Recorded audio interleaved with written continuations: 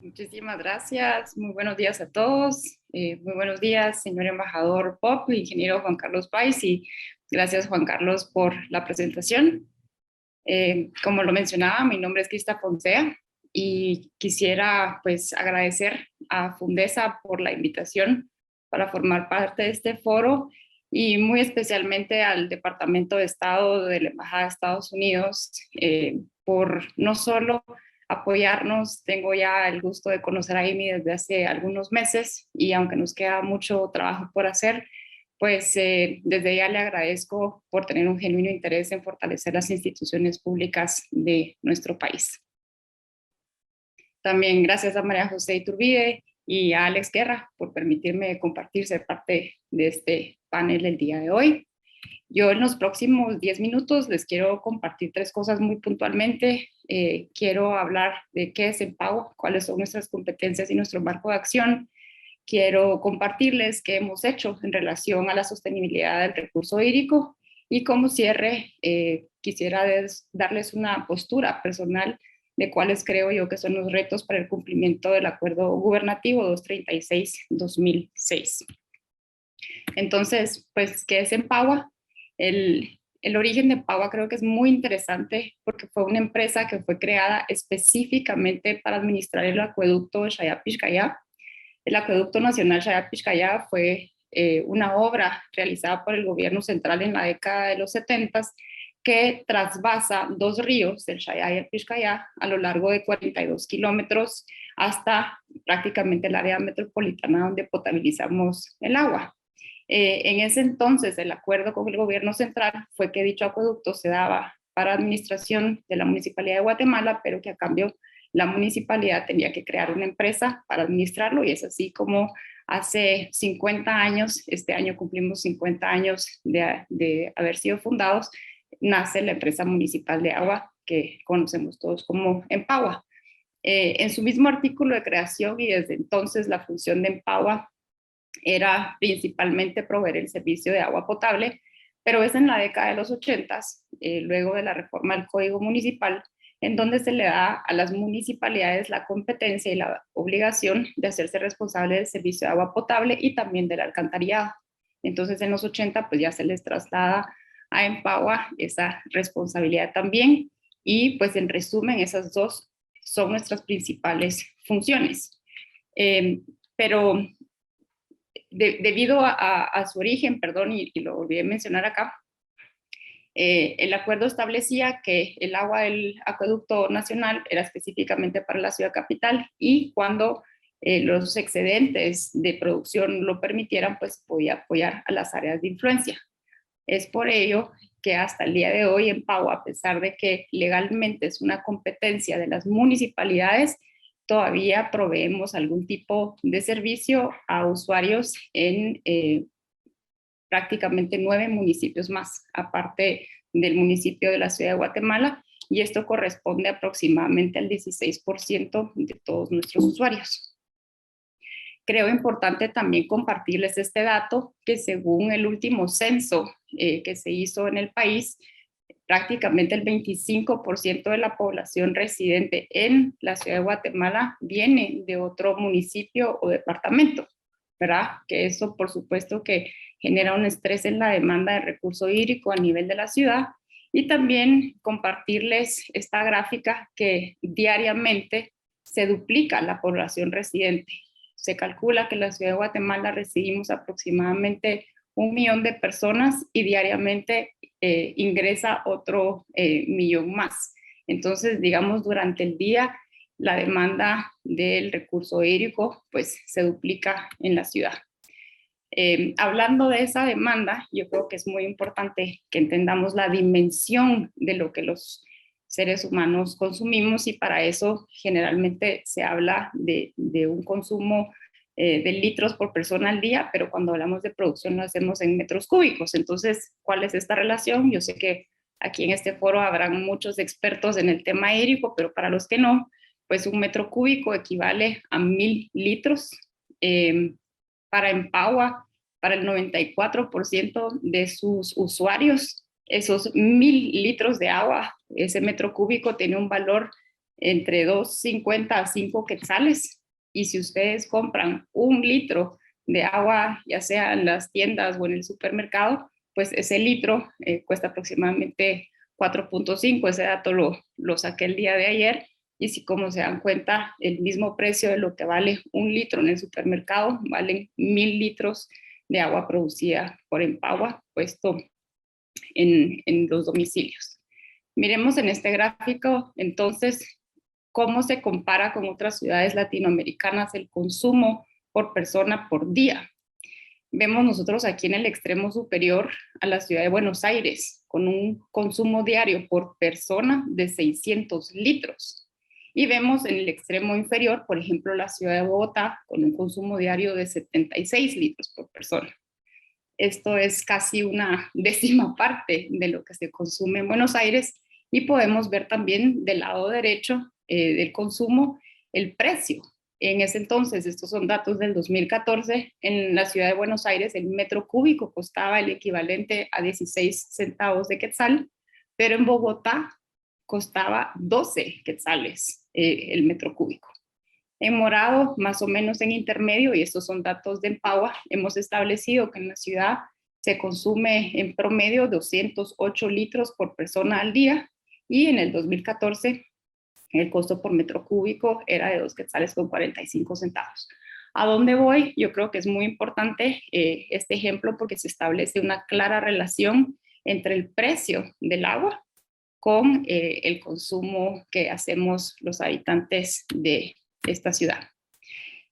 También, para poderles dar un contexto, es importante entender, y en contexto de lo que Amy Clark nos presentaba anteriormente, cuáles son esas áreas que cubrimos en la ciudad o en el municipio, en las áreas de influencia, y de dónde viene el agua. Como les mencioné al principio, pues Empagua fue fundada para administrar el acueducto nacional, y como vemos aquí, el área que está en rojo, la número 1, es la porción del municipio que depende exclusivamente de la producción del acueducto. Esto porque el acueducto, pues ese agua es tratada en la planta Lodecoy, y en el área marcada con el número 2, que está en anaranjado, pues también depende bastante de la producción del acueducto. Sin embargo, es apoyada por otro tipo de fuentes, sobre todo pozos para complementar. El área número 3, que está marcada en celeste, por ejemplo, esto se abastece específicamente de aguas subterráneas. Y luego vemos el área número 4, que está en un tono como azul más oscuro. Es una mezcla de fuentes subterráneas, que es la producción que nosotros tenemos en Ojo de Agua, junto con lo que se produce en la planta El Cambray. En el número 5, pues en un rosado más claro, es el área abastecida por la planta Santa Luisa. Y por último, en el área norte de la ciudad, en el número 6, lo que está en verde, esto es el área que se abastece a través de la planta Las Ilusiones principalmente. Como se dan cuenta, de todas las 6 áreas, pues muchas dependen de esta producción de agua superficial, y por eso es muy importante, como lo mencionaba Amy, poder conservar nuestras fuentes superficiales. Es una explicación, por ejemplo, que en el área 3 generalmente la gente dice que nunca hay falta de agua, y es porque la producción subterránea, como probablemente María José Iturbide nos va a comentar en la siguiente ponencia, pues es mucho más estable a corto plazo, pero en el largo plazo es muy estratégico poder fortalecer y sanear las fuentes superficiales para que no se terminen. Entonces, en resumen, pues eso es algo muy ilustrativo. No es que necesariamente sea así la división del municipio, pero en una época de lluvia, el 50% de nuestra producción viene de fuentes superficiales y el otro 50% fuentes subterráneas. Sin embargo, en la época de estiaje, sí cambia esta proporción y llegamos a depender hasta un 65% de las fuentes subterráneas, y la sobreexplotación del acuífero realmente es una preocupación urgente. Con este contexto de cómo funciona Empagua y qué es lo que hacemos, pues les quiero comentar qué es lo que hemos hecho nosotros en relación a la sostenibilidad del recurso hídrico. Y básicamente pues son 3 iniciativas de las que les quiero hablar. La primera es el programa de seguridad hídrica. Este es un programa que tenemos nosotros, que estamos realizando con el apoyo de la Agencia Española de Cooperación Internacional para el Desarrollo y la Unión Internacional de Conservación para la Naturaleza. Ahorita lo voy a explicar un poco más a profundidad. Les quiero comentar brevemente sobre la Ordenanza de Artefactos Ahorradores, que es el Acuerdo COM 24-2020 aprobado por el Consejo Municipal.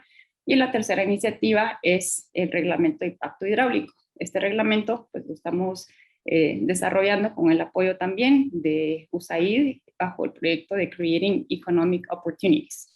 Entonces, ¿de qué se trata cada una de estas iniciativas? Como les comentaba, la primera iniciativa, el Programa de Seguridad Hídrica, está determinando cuáles son esas bases técnicas para poder establecer una estrategia de seguridad en el área metropolitana. Esto no solo concierne a la Municipalidad de Guatemala, están incluidos los 7 otras municipalidades de la Mancomunidad Gran Ciudad del Sur, y esta estrategia pues tiene que ser compatible con una explotación sostenible del acuífero.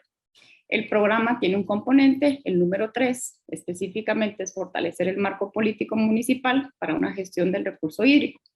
Y entonces lo que se espera es que al final del programa, las 7 municipalidades que estamos participando, contemos con una propuesta de cuál es ese marco político y la normativa local para el mejoramiento de la gestión hídrica, desarrollada con base en los resultados del estudio de seguridad hídrica que estamos realizando.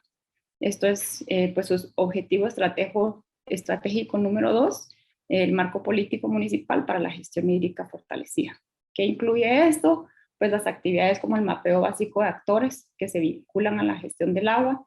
También se pretende fortalecer la mesa de agua y saneamiento que ya se tiene con la Mancomunidad Gran Ciudad del Sur, y pues se pretende definir acuerdos municipales para promover una efectiva gestión de los recursos hídricos subterráneos de la región principalmente.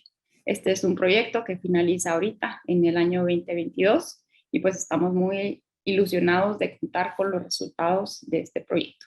Como les comentaba, participamos varias municipalidades, pero ha sido la Municipalidad de Guatemala la que firma el acuerdo con el gobierno de España para poder ejecutar esta investigación. La segunda iniciativa, como les comentaba también Juan Carlos al principio, es la aprobación de esta ordenanza que es la instalación obligatoria de artefactos ahorradores de recurso hídrico dentro de la ciudad de Guatemala. Esto fue una ordenanza que se aprueba en el año 2020 por el Consejo Municipal y su origen tiene mucho que ver, que es realmente en los baños, en donde se genera el mayor consumo de agua en el hogar, ya que se utiliza más del 50% del agua ahí.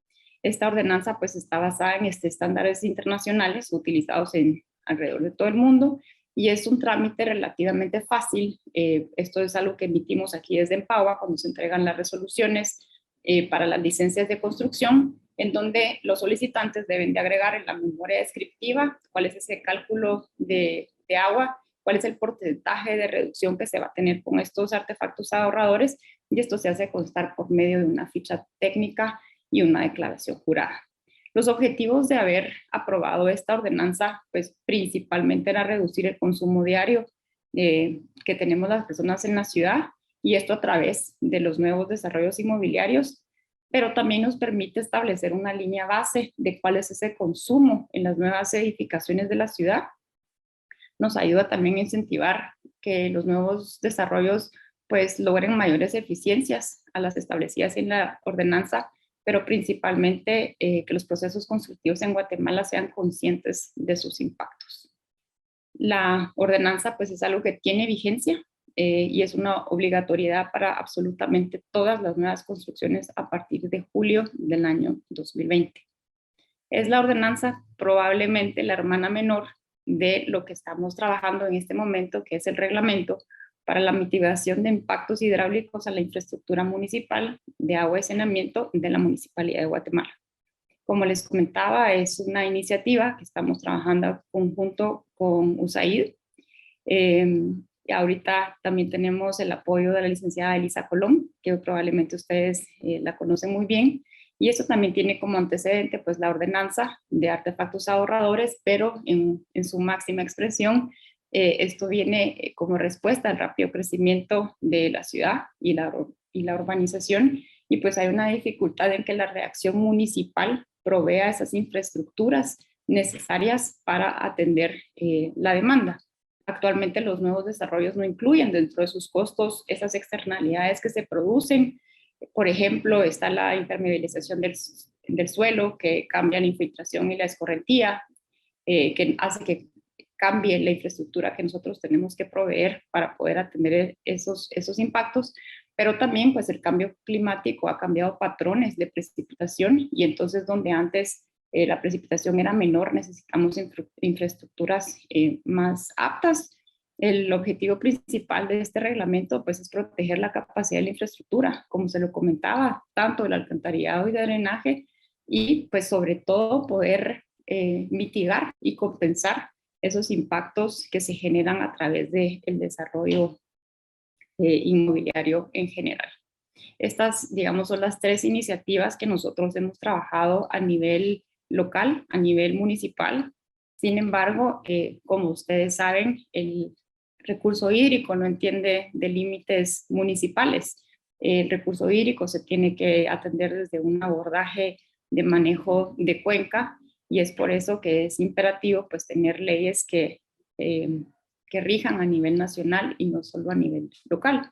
Por esto, como último punto, pues solo compartirles brevemente cuáles son esos retos que creo a nivel personal tiene el cumplimiento del Acuerdo 236-2006. Pues este es un acuerdo que se creó de conformidad con la Ley de Protección y Mejoramiento del Medio Ambiente. Creo que es importante darle el valor a los aspectos positivos de dicho acuerdo. Por ejemplo, el simple hecho de que exista ya una ley que nos dé unos parámetros creo que es muy ventajoso para el país. Siempre he dicho, y esto es algo personal, que es mejor tener una mala ley que no tenerla. Y también creo que es un abordaje muy lógico en donde contempla un proceso gradual a través de 4 fases de cómo todos los entes generadores tenemos que ir cumpliendo con ese saneamiento en nuestras aguas residuales.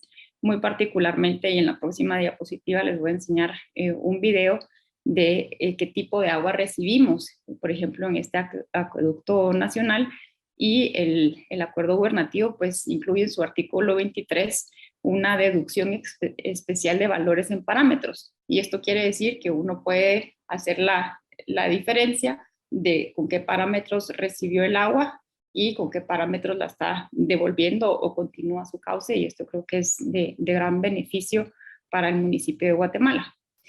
Sin embargo, dentro de los retos, y esto es algo que Amy nos comentó anteriormente, el acuerdo vino a descentralizar de alguna forma la responsabilidad de las municipalidades, delegarla a las municipalidades, pero no contaba con una planificación integral para su cumplimiento, porque no es difícil que solo se traslade la responsabilidad sin que esto venga con cuál es esa inversión inicial para poder desarrollar la infraestructura que nos permita cumplir dicho acuerdo. Hay otro tema muy importante, los costos de operación, por ejemplo. Una cosa es la inversión inicial, pero el mantenimiento y operación de las plantas de tratamiento, por ejemplo, es un costo que alguien lo tiene que asumir, que cualquier empresa, digamos, generalmente se lo traslada a los usuarios, pero desde Empagua vemos esa resistencia y por eso hacía alusión al principio del costo de 1,000 metros cúbicos versus lo que uno paga en el supermercado, de que si no tenemos la cultura y la conciencia de pagar por el agua potable que consumimos, creo que el reto de poder pagar para que se sanee el agua que desechamos va a ser muchísimo más grande. Así que les dejo aquí pues un video.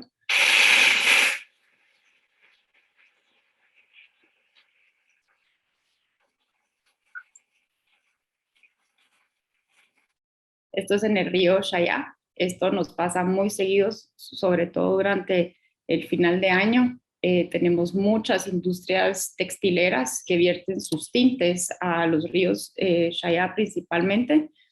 Nuestras plantas potabilizadoras tienen un nivel máximo de turbiedad que toleran y cuando la calidad de agua llega, por ejemplo, como en este caso, nos obliga a tener que cerrar nuestras plantas potabilizadoras y no podemos continuar con la operación dejando el área que ustedes vieron en nuestro mapa, la número 1 y número 2, pues prácticamente desabastecida. Este es un ejemplo más de una empresa, por ejemplo, que descarga el contenido de los baños portátiles al río Canalitos. El río Canalitos es el río que principalmente tratamos en el área norte, en la planta Las Ilusiones, y si no tenemos, como decía Amy, pues el enforcement de cuáles son esas medidas y las repercusiones que toman contra estos entes contaminadores, pues es de gran daño para toda la población. En conclusión, pues lo que ya les decía, Empower es una empresa prestadora de servicio, pero eso no nos ha limitado a que podamos proponer reglamentaciones y ordenanzas a nivel local. Creo que es importante que comprendamos que para alcanzar la sostenibilidad a largo plazo, dependemos por una parte sí de la cantidad y calidad del recurso hídrico disponible, pero también del uso que los ciudadanos hacemos de dicho recurso, y que es imperativo otorgarle el valor que merece la protección de los recursos hídricos, acompañando a las iniciativas como las que nos presentó Amy, también con las asignaciones presupuestarias y el soporte técnico para hacerlas viables. Así que para garantizar la disponibilidad y cantidad es necesario un abordaje desde el enfoque de manejo de cuenca y no circunscribirlo al territorio municipal. Pues muchísimas gracias, espero que la información compartida sea de mucha contribución para seguir abordando en conjunto la problemática del recurso hídrico.